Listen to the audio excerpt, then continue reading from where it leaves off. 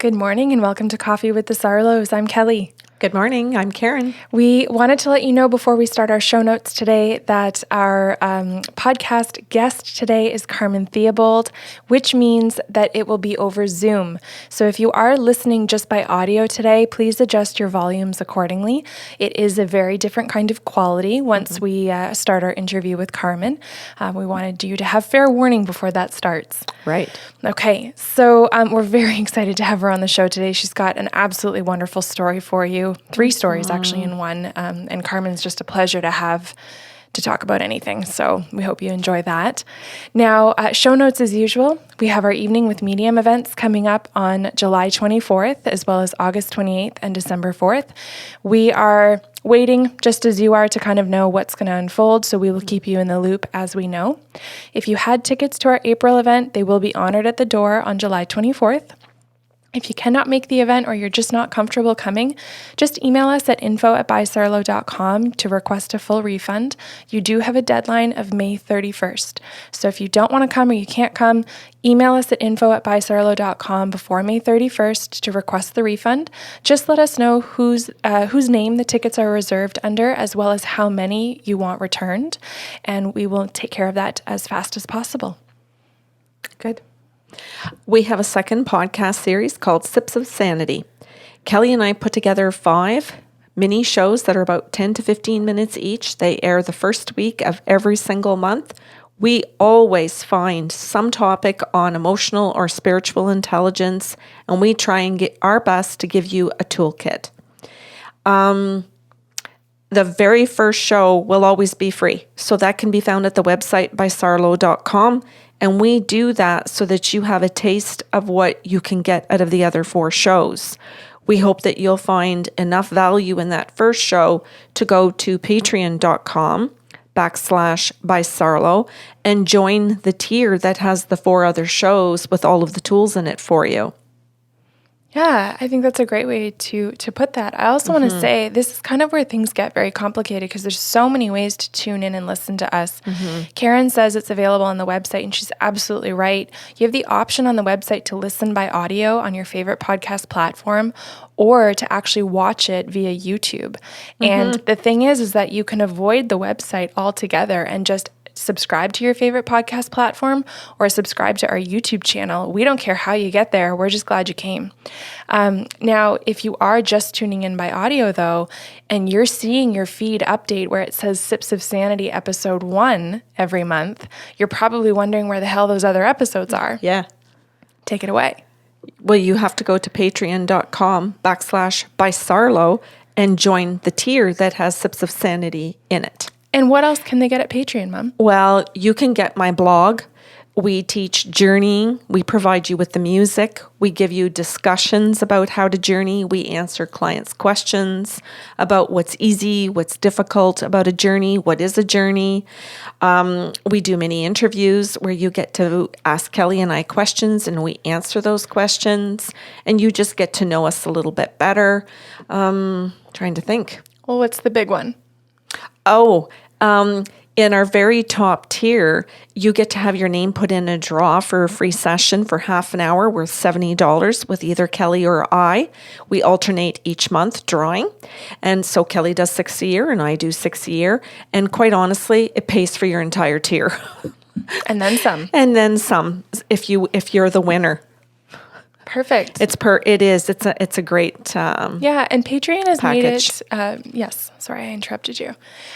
They've made it really accessible, so you can join for a couple months if that's all you want. You can jump around tiers just to kind of figure out which benefits are going to suit you best, and you can jump out and come back whenever that suits you, and that's really wonderful. So you're billed on the first of the month. It is in US dollars. Please keep that in mind, but you can still move around at your leisure and figure out what you're enjoying. Our cheapest tier is $1. And I mean, really, that's there because some people just want to be able to support us. They might not have tons to give, but it's more so the intention and the offer. But at that point, you do get the ability to vote on topics that we're going to do in Sips of Sanity as well as Coffee with the Sarlos. And obviously, you don't have to be a part of Patreon to hear Coffee with the Sarlos. So you get to vote on what we're discussing each week, Right. which is great. So you really, what you're looking for, or what we're trying to provide you with, is engagement, feeling connected, contributing to what the content and what we provide. We're asking you to stay engaged with us. Yeah. Yeah. Yep. So, I mean, it just goes up and up from there. So you can check that out. If any of you have questions about how to navigate that, just email us or call us. You can email at info@bysarlo.com and we'll walk you through any concerns you might have. Right. Enjoy today's show with Carmen. Or we'll talk about our actual business. Right. Before we jump into today's podcast, please remember we're still open for business. We're doing sessions all over the world via Skype, FaceTime, telephone, Zoom, and WhatsApp. You can book your session. You can gift a session too. If you're still looking for a last minute Mother's Day gift, certificates are fantastic. We can deliver those locally if you're interested, or we can also just email those out to you and you can print off and wrap those up yourself. And those are just as efficient, just as accurate at a distance, so you don't need to worry about that. You can also record your session as usual. You don't need to wait for these crazy times to settle to let us be there for you and support you. And you can pay by e-transfer, staying right in your own home, or you can call in Visa, MasterCard, American Express, and then the person you're purchasing the gift certificate for calls wherever they're from and sets it up any way they want. Perfect. Now let's get into today's show with Carmen Theobald. Enjoy. Carmen, welcome. Hi, Carmen. Hi, Kelly. Hi, Karen. Thank you both so much. So happy to have you back. I am so happy to be back. And this is a totally different experience for us, having you on the show, not just because it's Zoom in COVID times, but you're coming back this time to actually talk about an experience you had with channeling. So we're going to get to that part for sure. Okay, perfect. So we're going to let you take it away because this was your brilliant idea. Thank you. And before I do, first of all, I want to say to your listeners, it's been such an honor and a pleasure getting to know Karen and Kelly more through these podcast recording experiences. I can really say from the behind the scenes that they are people who walk their talk and such wonderful friends to be blossoming a friendship with. So I thank you both for that. Absolutely. Thank you. Yeah, I really mean it. And also just a little fun tidbit for listeners. Last night, okay, so I'm super geeky. I love Harry Potter. Listening to your podcast this weekend, or I guess last weekend, I loved the Harry Potter references. Thank you.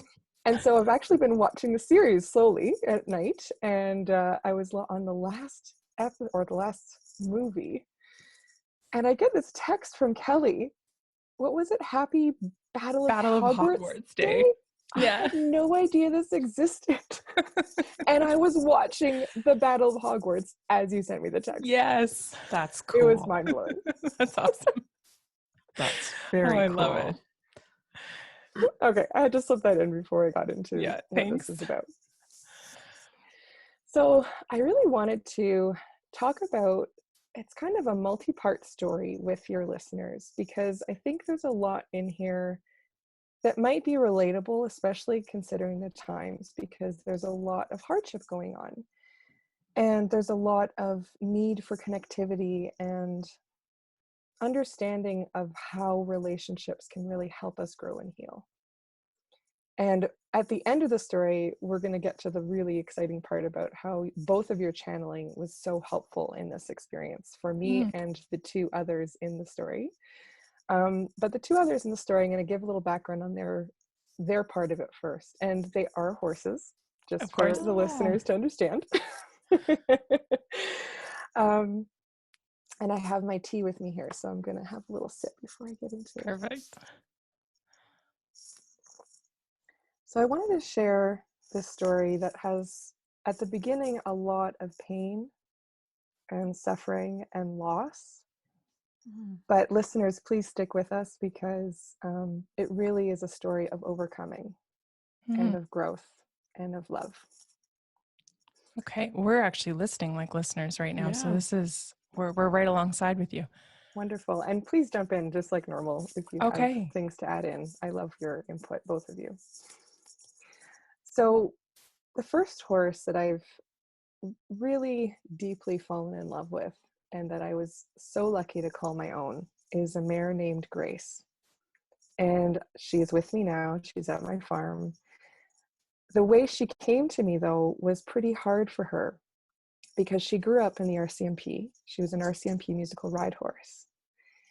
And she really had a very hard time in that experience. The way that they train can be very heavy handed. And there's actually a news report about it, about how the master trainer there was put on I can't remember the word, trial or something, but he was taken off of his position temporarily, at least, hopefully more permanently. I don't know what happened because of all the abuse that was going on. I think you mentioned this in your Master Herder series. Yeah. So a client of mine actually purchased her from the RCMP auction. They bred her once because, well, to backtrack a little bit, they did ride her. She was the lead mare in the ride for a while. But through a series of probably a combination of pain and mishandling, she became very, very dangerous.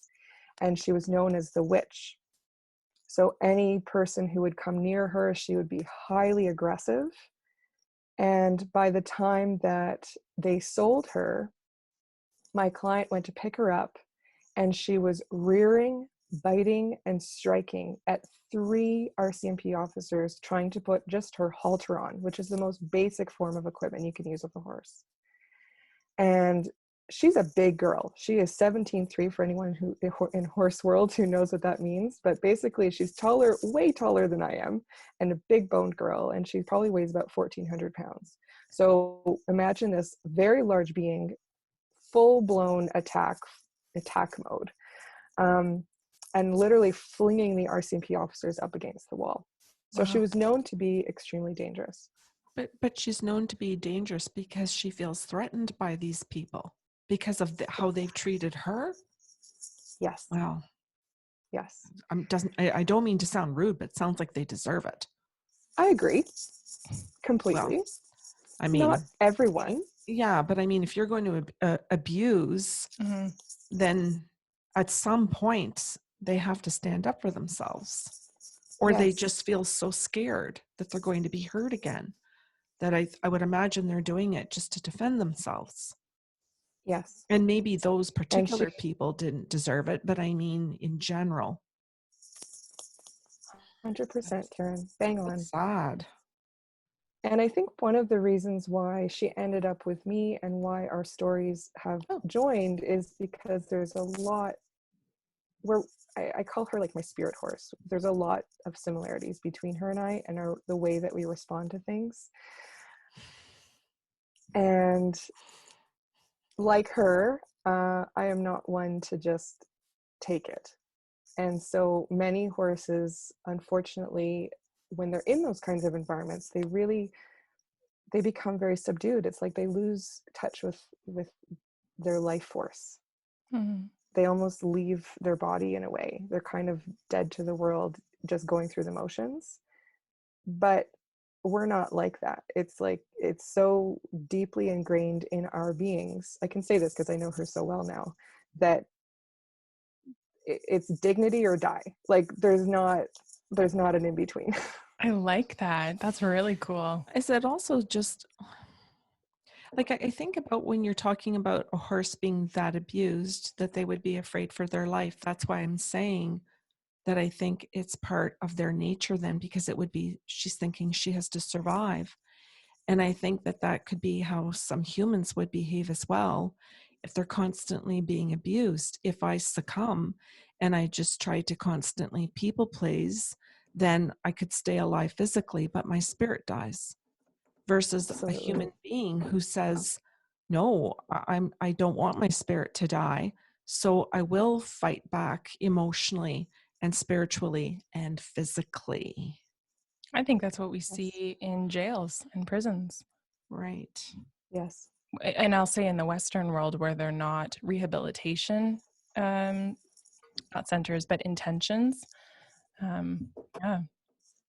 You described that so perfectly, Karen. So how did you how did you come to get Grace? My understanding is that she's with a friend at this point. So she's with a farrier client of mine. So Okay. he goes and purchases her from this auction. And she's actually purchased in full, meaning she's pregnant. Okay. And so he's actually got quite a nice sensitive approach in his horsemanship. But because she associates so much of her trauma with men, she never trusts him. And anytime he goes to touch her, she flinches. She's almost impossible to catch. When he goes to open her stall door to let her out in the morning, it's like avoiding getting hit by a train, like she just plows through. And he also doesn't have much experience or any experience dealing with mares in foal, pregnant horses. And so he doesn't know the signs to look for when she's very close to giving birth. Mm-hmm. That's kind of important. It's important. It's ultra important because what ended up happening is she ended up giving birth in the field and coyotes came and killed her foal. Oh. That's devastating. Yeah. So now you have a horse that is deeply traumatized by people, that has so many emotional, spiritual, physical wounds, Mm-hmm. and just lost a baby in a super traumatic way. Mm-hmm. And now I start doing her feet. And I also learned that anytime she had to have her feet done in the RCMP, she had to be drugged because she was so dangerous. Wow. But we're like, okay, let's just try and see how it goes. She was always, always kind and patient with me to get her feet done, even though I could tell there was a lot of suffering going on. So that always really touched me. Right from the very beginning, Carmen? Right from the very first time. Yeah. So over the next couple of years, I would know her because every 4 to 6 weeks I'd see her to get her feet done. And I'd kind of develop this nice relationship with her on this professional level, like I do with most of the horses that I work with. And then this client was going to move to Florida, and he didn't want to take her with him. He was going to try to sell her. And he asked me, hey, would you like this horse? Because I know that you guys have always gotten along quite well. My initial answer is no. I get offered horses on a regular basis. So it's like a trained, programmed answer in myself. No, thank you. It's very kind. No, thank you. That's a big offer. It's a big offer. It's a big responsibility. I Boy, I never was just owned a gonna, horse. that's not like, would you like an extra piece of cake? Right. Like, Like, would you like a child? Yeah. No, Here. thanks. Yeah. But I would ride with this particular client occasionally already. We'd kind of play around with the horses in some spare time. And even though he accepted my no, he said, well, that's fine, but I am going to try to sell her to someone else. She has really good bloodlines, all these things. But in the meantime, before she sells, why don't you come and just play with her and maybe ride her and see how that is? Trickster. So I did. Mm-hmm. Trickster. Mm-hmm. I know. But this has happened with other horses, and I've been like, I've held strong, you know, I've held out. But with her, it was different. It was like she was waiting for that moment to come. And even though she had all these behaviors that were still really challenging in those scenarios of riding and doing some groundwork with her, none of those behaviors I was getting the descriptions of over the last several years came out. She was like completely patient, putting on her perfect hat, you know, like, look, I am your horse. You must take me. Mm-hmm. So, sort of long story short, I ended up accepting her, bringing her to a different boarding facility, eventually being able to bring her to my farm, going through many cycles of healing with her, for myself, for her, helping her overcome so many things, and really to the point where I trust her more than any horse I've ever met in my entire life. wow. I'm not going to do this because I think it's not intelligent to do, but I could lie underneath her and I know she would actually keep me safe. Wow. She's amazing. I don't And our think, relationship is amazing. yeah, I don't think most humans could say that about another human. Right? Like, Yeah. and think about how many people physically and literally lie underneath another human and don't feel safe. Yeah, That's it's so true. huge.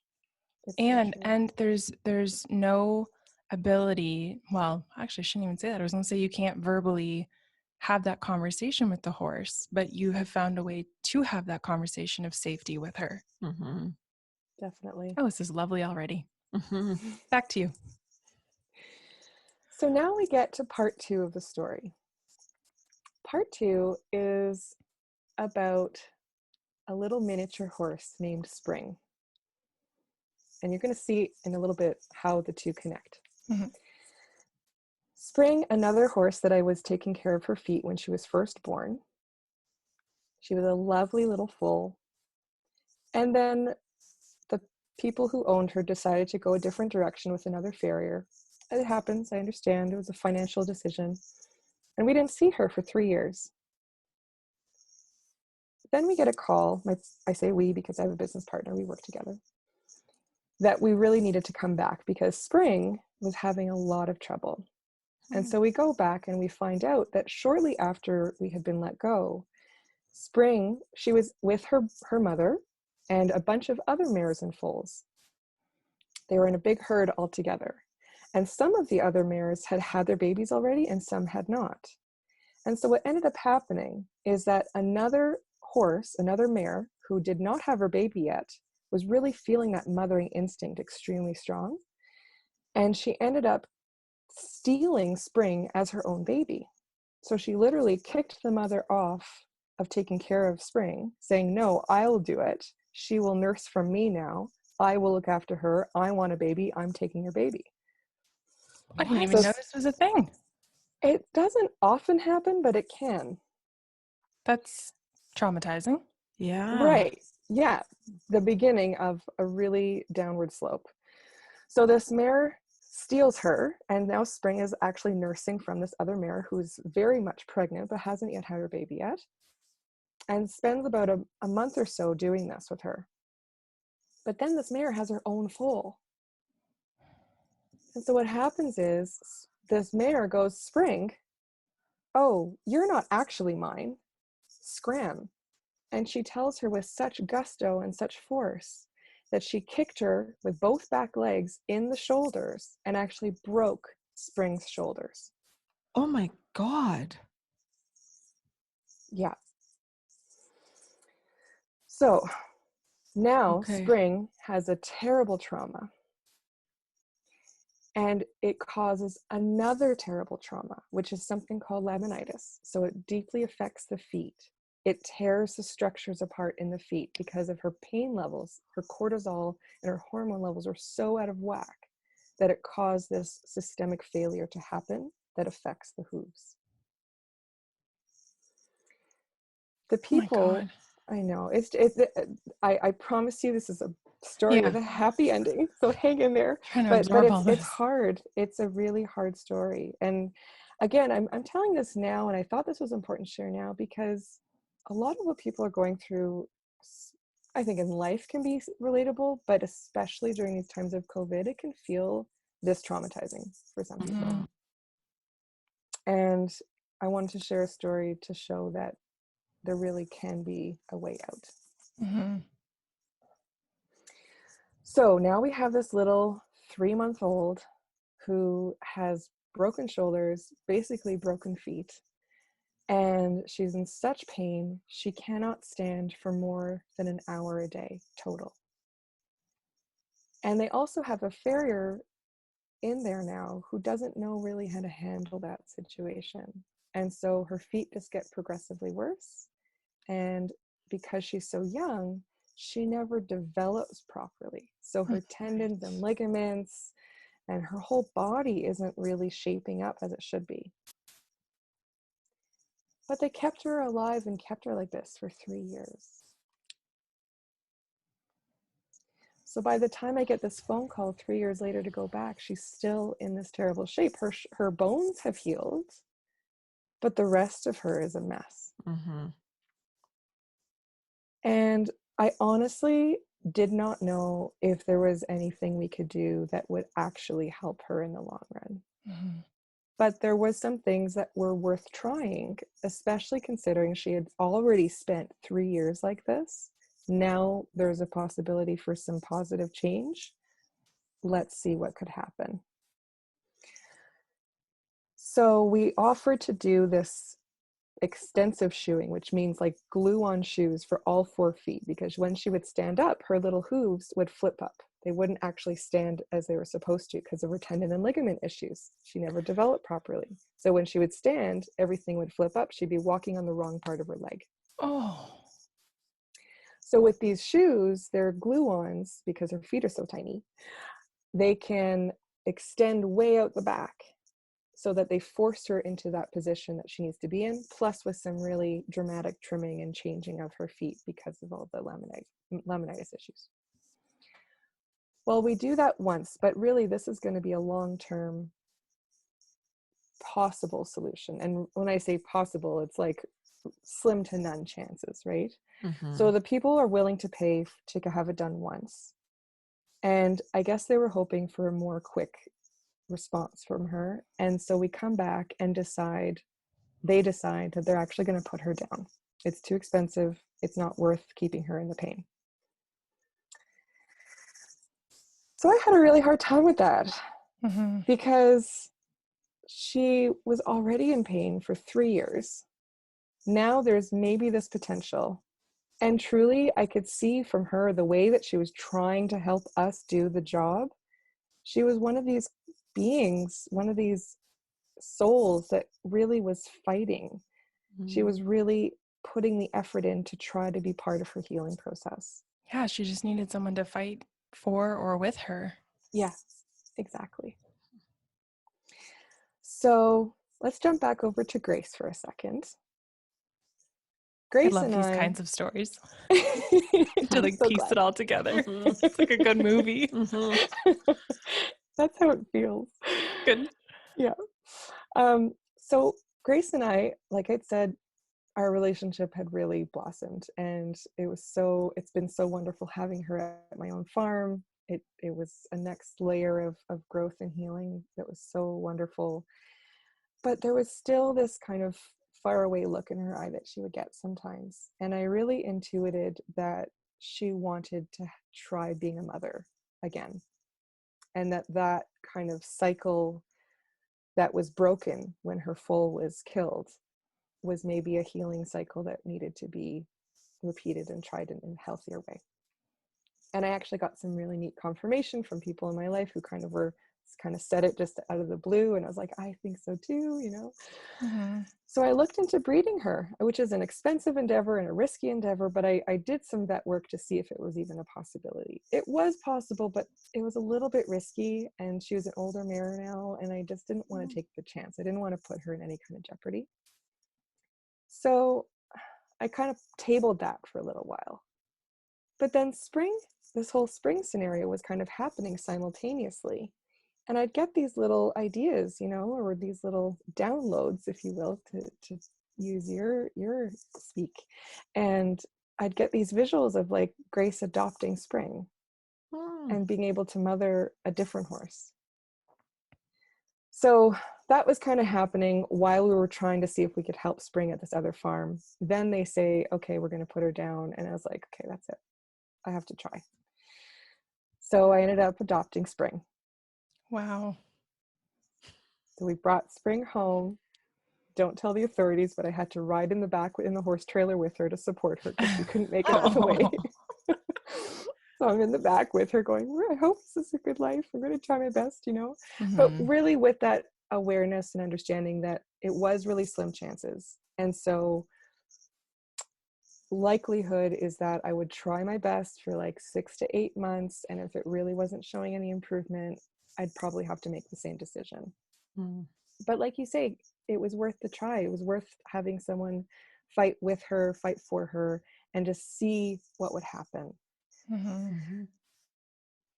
So I bring her home, and over the stall door, Grace sees this decrepit small being walk into the barn, and she instantly goes to give her this huge hug and kind of scoops her up with her head and brings her closer. and protects her and shields her as if she is her foal immediately. Oh. This is, yeah, that's your That's moment. so adorable. And I have another horse here who at the beginning was not very kind to Spring. And I actually had to separate them quite quickly because I realized he was going to be dangerous with her.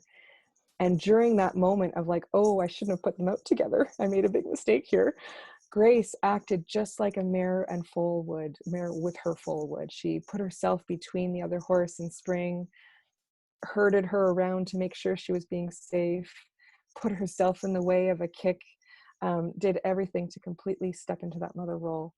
And I was able to put Spring in the stall with Grace. Wow. Grace would just allow, like, she completely accepted her. Spring would nap underneath Grace. Oh, And remember, Grace is so big and Spring is so small that Spring yeah. can actually stand and still be underneath Grace. Oh, I didn't know She's horses. the miniature. Yes, Carmen, she's a mini. I don't know if you said that on the show. Oh, I don't know if I did either. So Yeah. Spring is a miniature horse. Yeah. So how big is a miniature horse? I'm not understanding. Well, wait a minute now. About your size, Mom. Not even. She's like a Great Dane. So, so she'd be the size of a Great Dane? Pretty much. Yeah. Okay. A little bit thicker, but yeah. Yeah. Okay, I think I can understand that. Yeah. That is a tiny horse. Very tiny. Thank you for pointing that out. I didn't realize it. That's okay. Mhm. Okay. So Grace and Spring, I end up putting them out together all the time, making sure that they're always a pair. And I end up bringing a friend's horse over to keep this other horse company because I look after my business partner's horse. So I could have them separated and make sure that they were happy and safe from one another, that there were no shenanigans going on. And then my friend decided that she actually needed to get out of horses. So I ended up adopting this horse that she brought over. I thought you were And good. No. I thought I was too. And then this story like threw that out of the ballpark. Yeah. Over and over and over again. Over and over again. But I really feel like it was kind of bringing my family together. Mm. And this other horse that I said yes to, I'm not really giving him a lot of credit in this story because of time, and I want to keep the focus on Grace and Spring. But truly, there was a lot of emotional, spiritual connection reasons why I decided to keep him. Mm-hmm. So he plays a big part in our farm, in our world here. And I'm very Cool. grateful to have That's him. nice. Yeah, it is. So as Spring actually starts to get better and she starts to show some improvement, and it's slow. I mean, she's got a lot going on, but she does start to show some improvement to the point where now, because she's a miniature horse, she starts escaping because my fence line isn't low enough. It's all set for bigger horses. So she's walking. She's walking and she's And- up for like most of the day. Whoa. Wow. Yeah.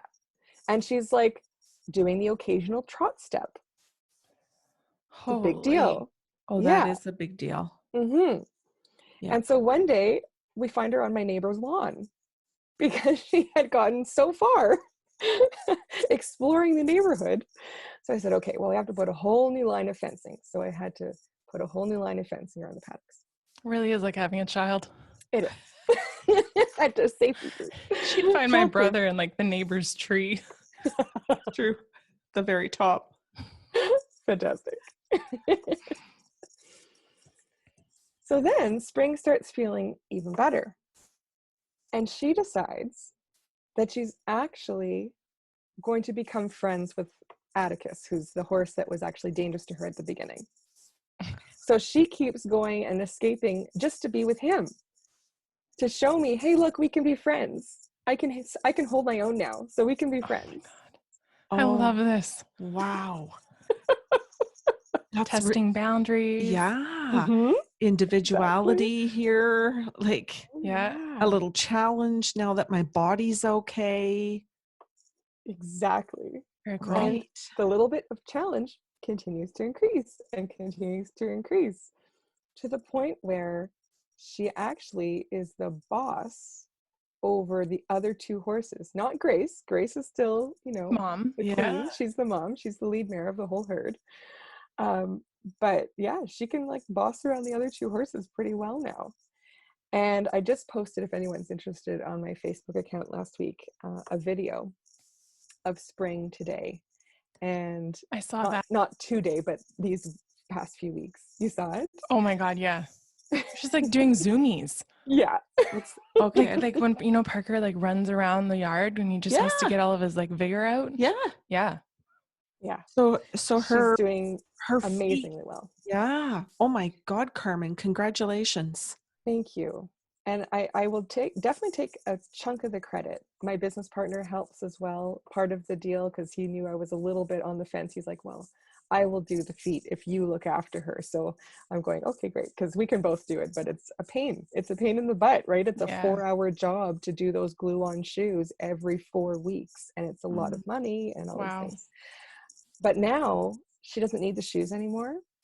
She's just trim, she's barefoot, she's acting like any other Minnie I've ever met, and it's beyond any expectation or hope I could have ever had. Yeah. Took 2 years with the shoes on, and then the last year it's been a lot of other rehabilitation and just seeing her progress and progress and progress. Process, people. Yes. What a story of process. Patience, responsibility. Yeah, not wanting perfection. I think I hear that all of you are learning that it's not about being perfect. It's just about getting something done as best you can, taking that and getting to another step. Yes. It's fantastic. Absolutely. And it's also about what it takes to be present for those who are speaking the language of pain. I like the way you worded that. Mm-hmm. Thank you. Yeah. And It's a hard thing to communicate. it is. And I don't just mean the physical, because Mm-hmm. that is for sure hard to communicate, but the emotional, Mm-hmm. the spiritual. Because getting both Grace and Spring and helping them to this point wasn't just about giving them their physical needs. It was about supporting their emotional needs, even when it was directed with bad behavior towards me. Right. And so for those of you who might have listened to some of my podcasts with Karen and Kelly before, you'll know that I'm a certified instructor for Epona Quests, and I have Horse Sense North. And I'm allowed to share some wonderful tools and teachings that I've learned with Linda Kohanov down in Arizona. And I've added some of my own stuff, and I integrate it all together with Horse Sense North. And one of the pieces that we're talking about really here is something called emotional heroism. Mm-hmm. And, it's not the kind of emotional heroism that we may think of like, oh, I need to be a hero and sacrifice my needs. But it's learning how to sit in great discomfort, learning how to sit in sometimes agony with another being and be the support that they need you to be and have the strength to do that.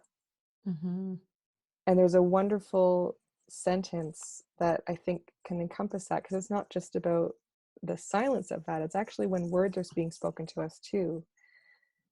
And this is from another instructor, another colleague of mine. And the phrase that just touches my heart and touches so many others, that really encompasses what emotional heroism truly means, is, I'm strong enough to hear whatever you have to say, and together we can work it out.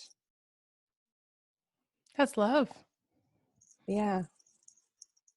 Yeah. And it's also a story of why we need each other. I could not have given Grace or Spring that full healing picture without both of them in it together. Mm-hmm. They needed each other to complete their own healing cycles there. And I needed both of them to do a lot of that for myself. And I needed to witness them together to help me with some of my own stuff. So we're all so incredibly interconnected in our relationships, in how we interact with one another. And I really love that you guys both talk a lot on the podcast about that ability to cut someone out or let someone go. And that is huge. And we need to know how to do that. I think we also need to know how to keep someone in. Yeah. And it's exponentially harder when they are speaking this language of pain, which so many of us do. Most of us have trauma. Most of us have some really difficult patterns that we need to be breaking through. And I think in our relationships with the right people in healthy ways, that's where the most opportunity presents for that growth and for that healing. Mm-hmm. Yeah, that's why we do Sips of Sanity. That's why we air Coffee with the Sarlos for other people's stories, for you to draw your own parallel.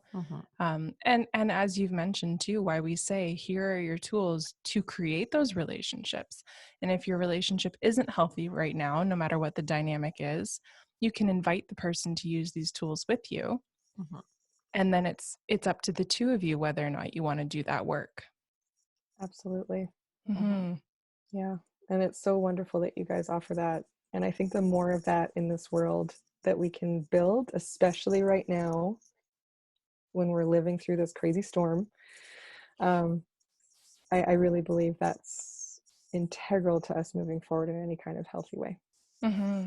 Or to not cycle back and be in this mess very, very soon. Yeah, exactly. Mm-hmm. So the third part of this story, which I'm most excited to share with your listeners, because it really has to do with you guys. Can we pause for a second? Because I want to mention that this third part, Karen had a massive part in, as far as I know. Yes. And we'll be technically hearing it roughly for the first time as Carmen tells the story, because she has no memory. I don't. So this will be interesting. Go for it. Which I love. And I had a feeling that might be the case, and it's so fun that it is. Okay, so painting the picture, Grace and Spring, they're all out with as a herd, the 4 horses, the 3 big ones, the 1 mini. Spring is doing so much better. She's pretty much at the point where you would see on the video on my Facebook page of Horse Sense North. And then around Christmas time, disaster strikes. She ends up colicking, which is the #1 killer of horses. It's a problem with their intestinal tract, can be caused by a multitude of things.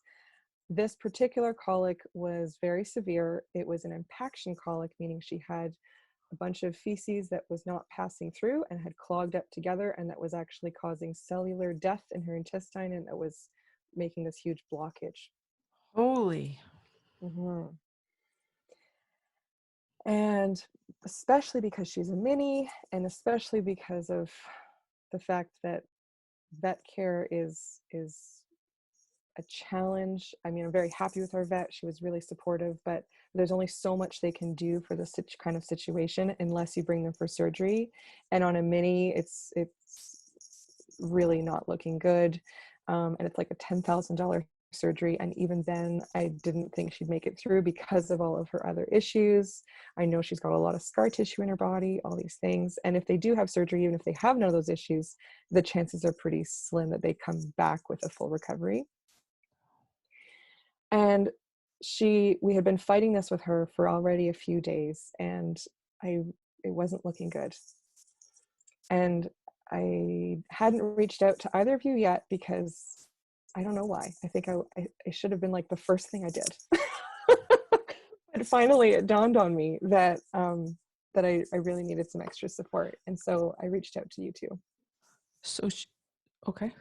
So she's Okay, I trust you. yeah. So she can't have a bowel movement? She cannot have a bowel movement. Oh my God, that's painful. Yes.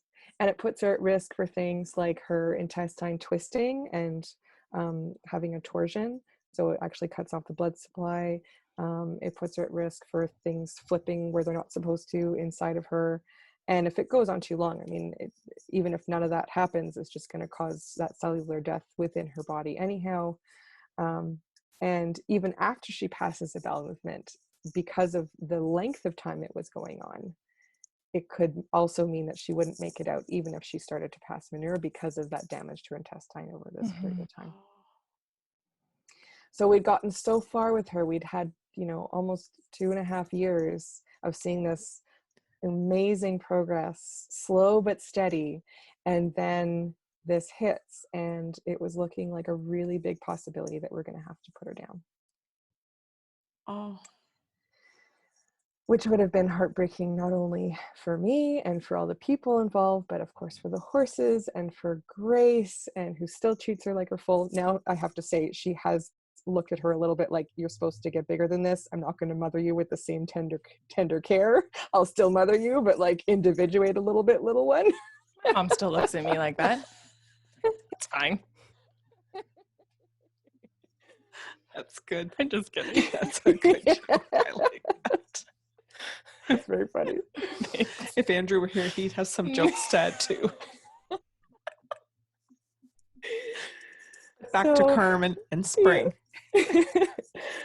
So it would have just been so heartbreaking to lose her that way. But I knew, I felt like we're already living on borrowed time. So I was prepared to make that decision if we had to make it. But I wanted to check in with you guys to see if there was any help, insight, or if you had really the message, it's time, Carmen. It's time to put her down, So I contacted you, and I heard back from both of you in different ways. And Karen, we spoke on the phone multiple times. We actually spoke several days in a row. You were an incredible support for me. That's good. Yes. So thank you. Yeah, you're Even welcome. If you don't remember, but thank you. I'm really happy for you. No, I'm really glad for that. For anybody, that's yeah. And I know, Kelly, behind the scenes, you were also doing some energy work and channeling and communicating with Karen. Yeah. It meant a lot. Mm-hmm. And I think the most meaningful thing, it was all helpful and meaningful, because in those moments where there's this intense health crisis happening, everything else in the world just kind of falls away. And the most important thing is spending time with that one and doing whatever you can possibly do to support their health and their recovery. So having someone on my team or multiple people, 2 people on my team, who were really connecting with her in ways that were giving me such incredible validations and confirmations, to know that the information you're giving me was accurate. It was really a gift. And the most meaningful thing was that the first phone call we had, you told me, you said, okay, Carmen, it really isn't looking good. And it's almost guaranteed, not guaranteed, but it's pretty sure that she's ready to cross and that you're going to have to make that decision for her. But know that you've ticked off all her boxes and that you've met all her needs plus some, and she's okay with going, and you've fulfilled her life's purpose. Oh, that's beautiful. I love that. Me too. Wow. When you said that, I was holding things together pretty well, not like trying to stoically hold it together, but I was balancing so much, and I had shed a couple of tears, but not, dramatically. And then you said that, and it was like waterworks. Because you gave me the gift of really being that much more okay if that were to be the decision we had to make. Right. Yeah, because sometimes that is the best one or the only one, or both. Absolutely. Yeah.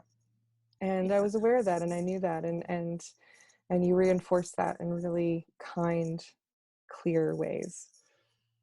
But you also said, well, tonight's going to be the night to maybe give her a chance. So we'll continue doing energy work. You listed off all the things that Aquila, my husband, and I were doing to support her. So you were listing off all the other supports we were doing at home. Oh, that's a good affirmation for you too, then.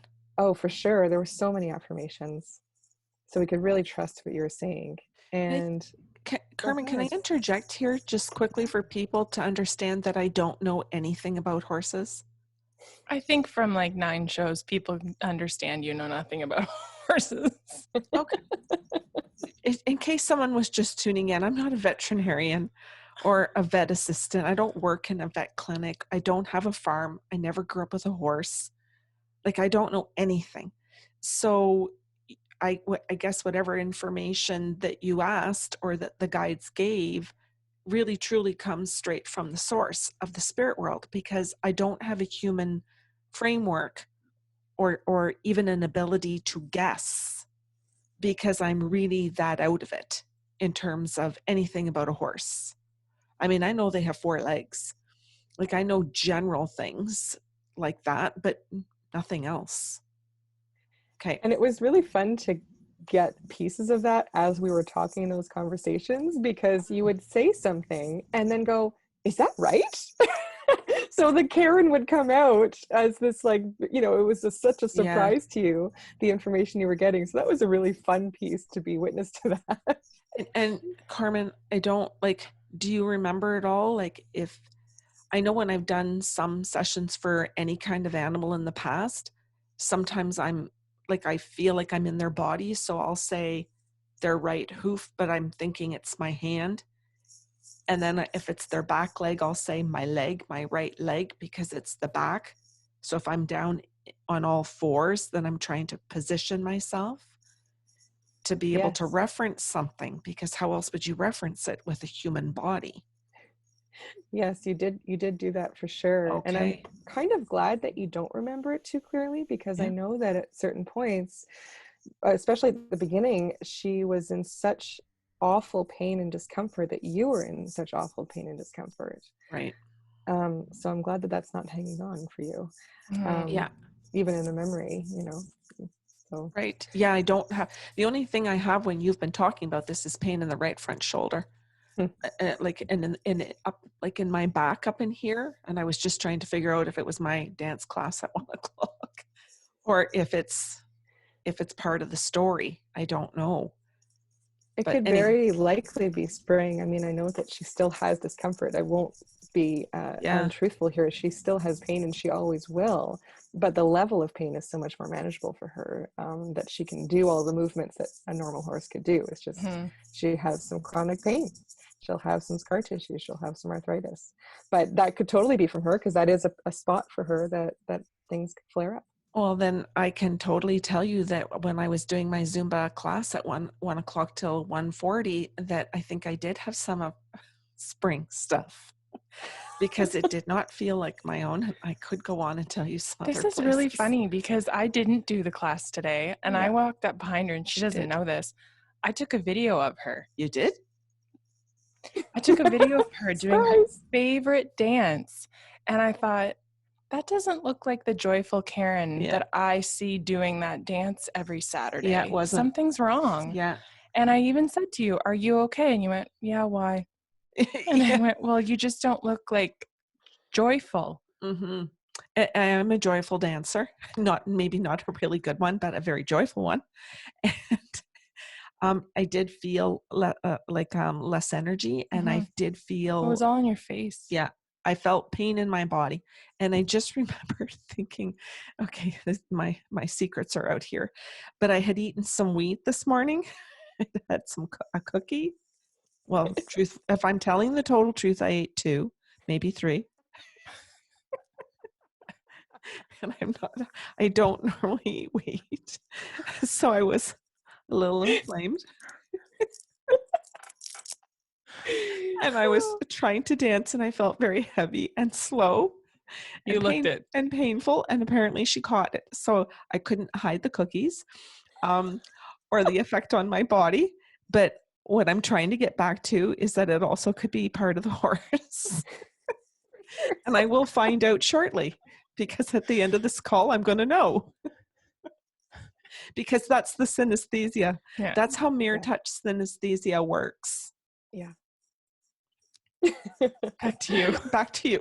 I love that. Okay. So let me know. Yeah, I can do that. Yeah.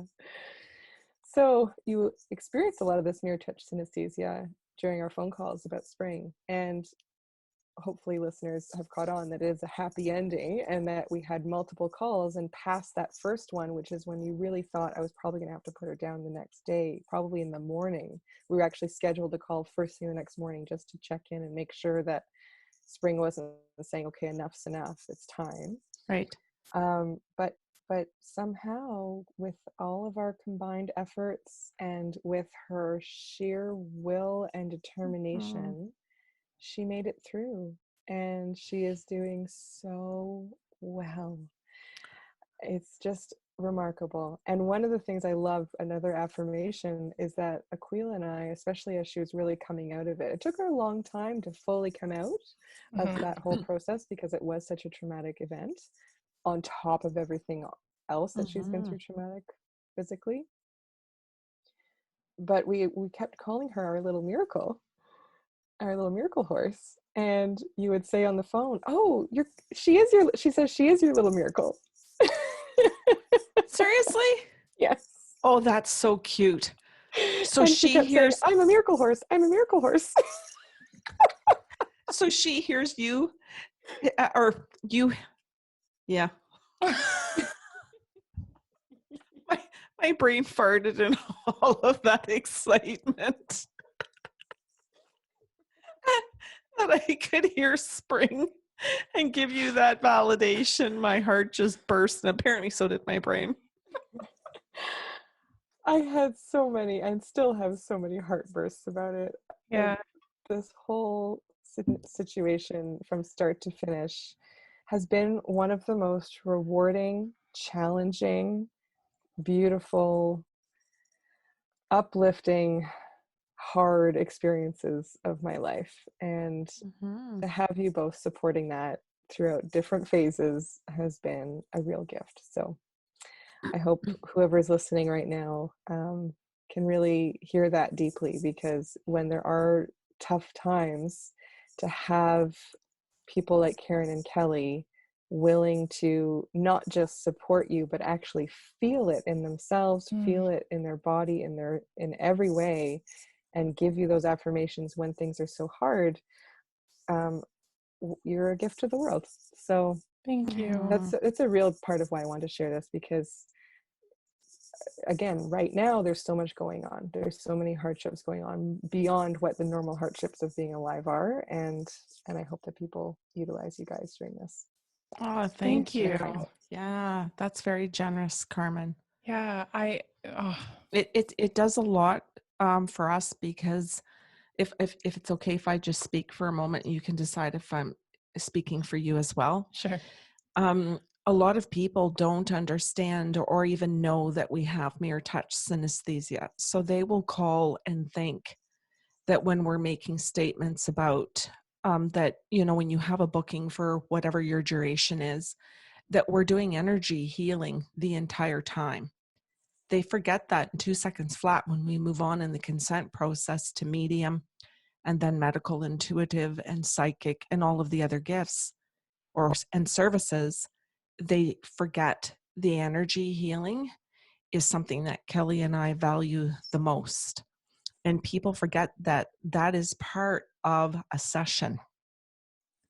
They truly do. And they forget that we feel what they're feeling. We say that to them, but they don't believe it. So if we say you're depressed and they go, no, I'm not, they forget that we have synesthesia and that we feel it. If we say you're gripping your butt muscles, no, I don't think I am, and we go, yeah, you are, they forget that we feel the gripped muscles. That doesn't really sit in them. And I think sometimes because they're just not educated to understand what mirror touch synesthesia is and what it's capable of. And it's something that we talk often about in each show, because it's in every single session. So for you to come on and to choose to share that is just, that's beautiful for Kelly and I, because we can talk about it because we live with it and we try to explain it. But to have clients come on and actually say it and say that we used it to help your horse and to help you and Qui, means so much. It means a lot to me too. Mm-hmm. Yeah. And Thank you. my pleasure. And another reason I really value how you share that to others is I think it gives people who are not as developed in their gifts that permission to trust themselves. Mm. So I know for myself, like Mm-hmm. as I develop my own gifts, as I get more and more in touch with my body sensations and understanding what's mine and what someone else's, and my intuitive insights that come up in a variety of ways, hearing how many affirmations and validations you guys have through your stories and through your experiences and through our experiences together that we share, it helps me trust in the moments that I have with others when I have my clear intuitive insight come in, whether that's a physical sensation or other, that it's not fair to discount that. And even if the other person is saying, no, that's not true, I might not fight them on it, depending on the situation. It's not worth it. It's not professional, depending on the scenario. But I can still trust myself anyway. I can kind of go, okay, good to know that's what you think, but I know what I feel, and I can That's trust that. huge. That's huge because you do have to learn to trust yourself. That's how you learn who you are. When people say, "Oh, I'm in self-discovery," or "I'm awakening," and it's like, yeah, how do you define that? Some people just don't know how to define it other than, "Oh, I read a couple of books," or I'm learning, I'm taking this class in something. But it, like you said, it's knowing who you are because of what you feel Mm-hmm. and trusting it. Exactly. That's beautiful. And I think that's a really key piece of this whole, module, if you will, that I go through with Linda and that I can share with others of emotional heroism, because it's almost impossible for us to step into that place in a healthy way if we don't really know ourselves, if we don't deeply connect and feel empathy and love for ourselves, because then it's impossible to set boundaries in those high volatility moments. Then it's impossible to really sit in our truth and in our presence and in this empathic way for both parties, not just over feeling for the other and throwing our needs out the window, but being able to maintain our own needs while also deeply supporting another person or being. Mm-hmm. Mm-hmm. And I feel fascinated by the people who will say that they're empathic in that, they want to believe that they feel what another person is feeling, but don't actually understand all of the kinds of emotions that you can feel. And I know for yourself, you've presented us with the emotion chart that you guys do. And that's, describing different forms of anger. And well, fear is a part of them, but there's so many emotions, and if you are not willing to actually sit in them and identify all of them and then educate yourself about what they do for us, what they teach us, where they are in the body, you can't ever really have empathy for another person. But a lot of people want to skip that process, and I think, Mom, that's what you're talking about when people sit in a consent process and either can't connect to the message or try and move on to the next thing, is because it's so beyond their comprehension at that point, because they're not willing to feel their own feelings. Mm-hmm. Exactly. Well, I'm Yeah. glad that you are woke and that you could give just such beautiful lives to these, well, all of your horses, all of your animals, because now you've got even more. So, how is Spring currently? Amazing. Doing Amazing. yeah. And She's just how incredible. and how is Grace? She is also very, very well. She's 23. Wow.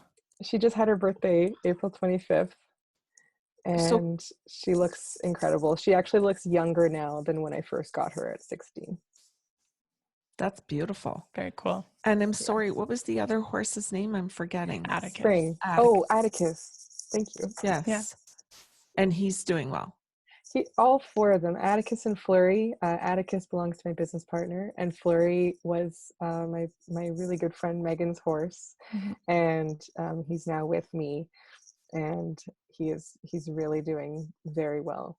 So you have Also, 4 horses. I do. And I see some pigs. Ah! Yes. And I mean that not psychically, folks, but because she sent us a picture. Yes. And you showed us the ass end of the pigs. That's Talk right. about That's cute right. butts. Holy jumping. I had no idea pigs had such cute little butts. Very Aren't they cute. adorable? Yes, I have very mixed feelings about this. Mhm. I do eat meat. I was vegetarian for 11 years. I decided to start eating meat again. I felt like my body was really craving it. And, you know, in these strange times, we wanted to kind of make our farm a little bit more functioning.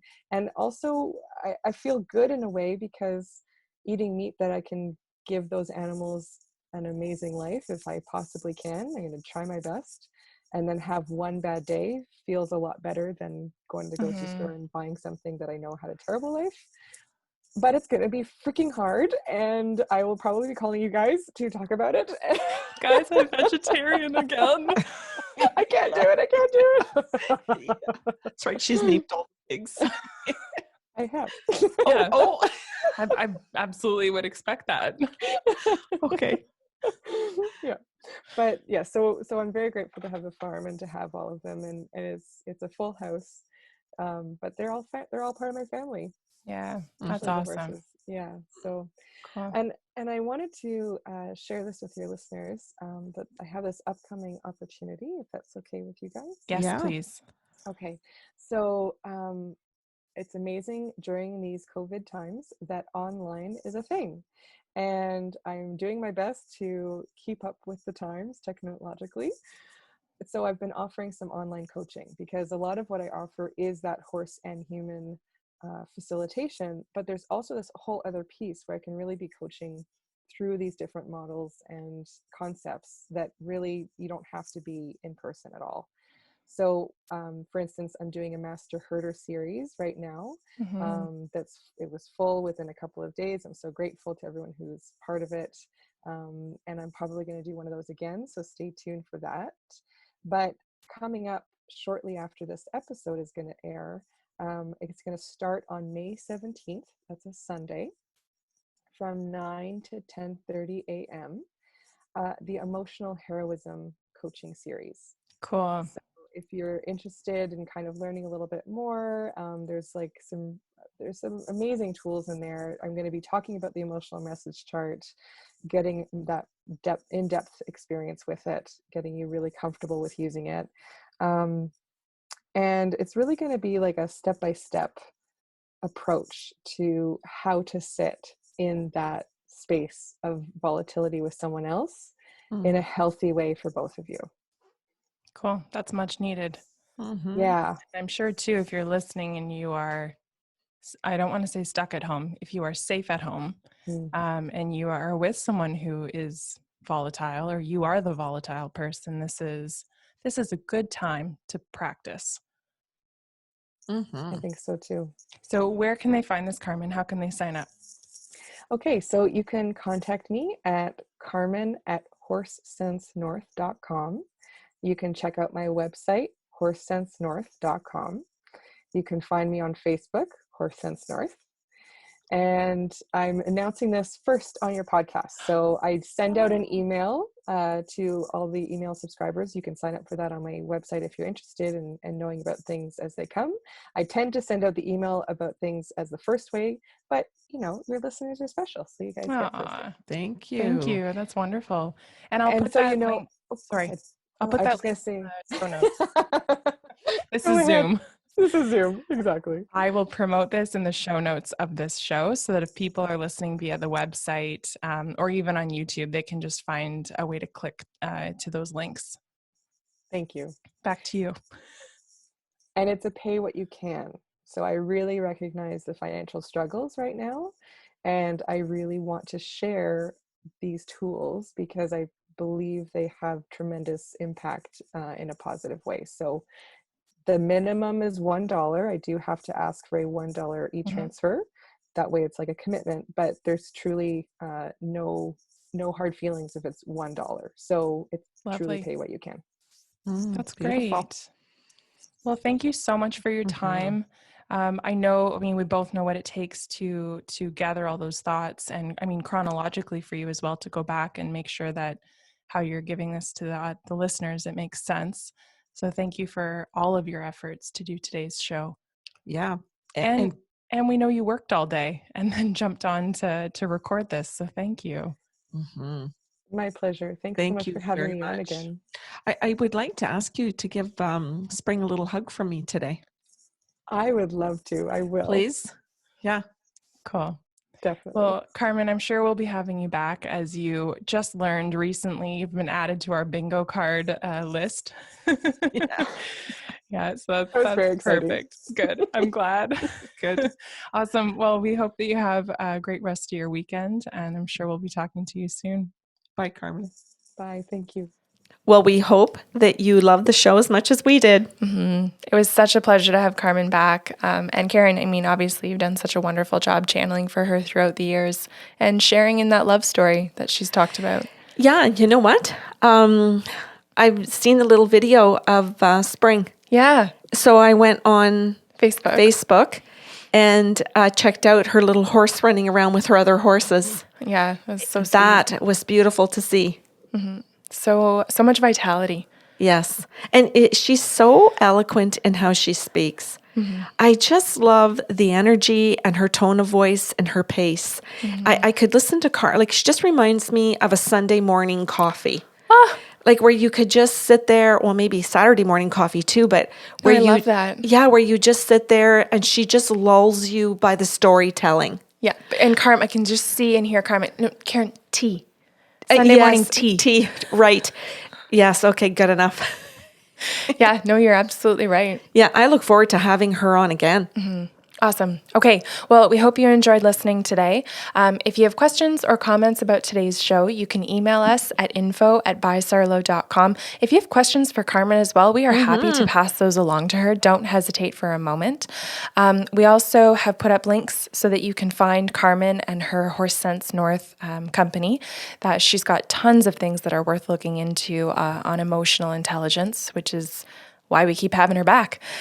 So we want to also thank listeners before we sign off today, no matter where you're listening from or watching from. We very much appreciate that you're here. We hope that you have a wonderful Mother's Day weekend. We know it's very difficult for a lot of people out there for a variety of reasons and beautiful for others. And we hope no matter where you're at, that you feel supported and loved.